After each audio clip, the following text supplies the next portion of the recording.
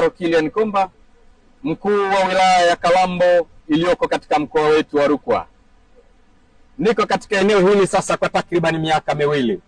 Moja ya mambo ambayo yanatuvutia sisi wananchi wa wilaya ya Kalambo na wananchi wote wa mkoa wa Rukwa ni maporomoko haya ya Kalambo.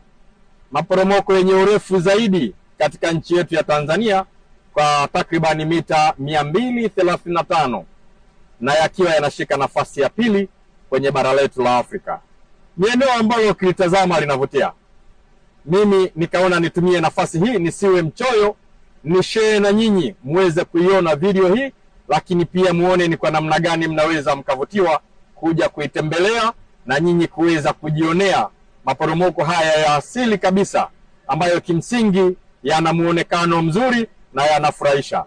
Ukipata nafasi ya kutembea, basi tembelea hapa uweze kurelax, wewe na marafiki zako, wewe na watoto wako, wewe na viongozi wenzako unaofanya nao kazi katika eneo moja la kazi yako.